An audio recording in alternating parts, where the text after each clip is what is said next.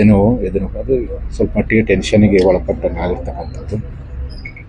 ಆಗ ಸಂಪೂರ್ಣವಾಗಿ ಈಗ ಚೇತರಿಕೆಗೊಂಡಿದೆ. ನಿನ್ನೆ ಇಡೀ ದಿನ ನಾನು ಅಲ್ಲೇ ಆಸ್ಪತ್ರೆಯಲ್ಲಿ ವಿಶ್ರಾಂತಿ ಮಾಡಿದೆ. ಇವತ್ತು ಇಡೀ ದಿನ ಆಸ್ಪತ್ರೆ ವಿಶ್ರಾಂತಿ ಮಾಡಿದೆ. ಈಗ ವೈದ್ಯರ ಸಲಹೆ ಮೇರೆಗೆ ಡಿಸ್ಚಾರ್ಜ್ ಆಗಿದೆ.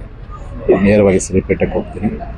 ಶ್ರೀಪೇಟದಲ್ಲೇ ಇವತ್ತು ನಾಳೆ ನಾಡಿದ್ದು 2-3 ದಿನ ಅಲ್ಲೇ ಸಂಪೂರ್ಣ ವಿಶ್ರಾಂತಿ ಪಡ್ಕೊಳ್ತೀನಿ.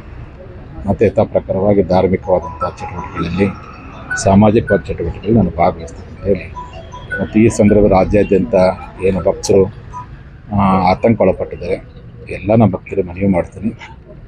ನಿಮ್ಮ ಸ್ವಾಮಿಗಳು ಅದು ಸಮಾಜದ ಮಗು. ನನಗೆ ತಂದೆ ತಾಯಿ, ಸಮಾಜನ ತಂದೆ ತಾಯಿ, ಸಮಾಜ ತಂದೆ ತಾಯಿ ಕೊಡುವಂಥ ವಾತ್ಸಲ್ಯ ಅಂತ ಕಂಡಿಲ್ಲ. ಸಮಾಜ ಅನ್ನುವಂಥ ಮಗನಾಗಿರ್ತಕ್ಕಂಥ ನಾನು ಯಾವತ್ತೂ ಸಹ ಧೈರ್ಯವಾಗಿರ್ತೀನಿ. ನೀವು ಯಾವ ಕಾರಣಕ್ಕೂ ಆತಂಕ ಪಡುವಂಥ ಅವಶ್ಯಕತೆ ಇಲ್ಲ.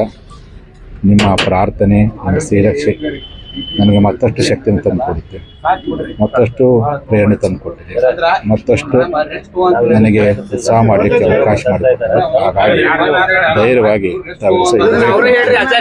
ಈ ಮೂಲಕವಾಗಿ ತಮ್ಮೆಲ್ಲರೂ ಸಹ ಶರಣ ಶಾಸ್ತ್ರ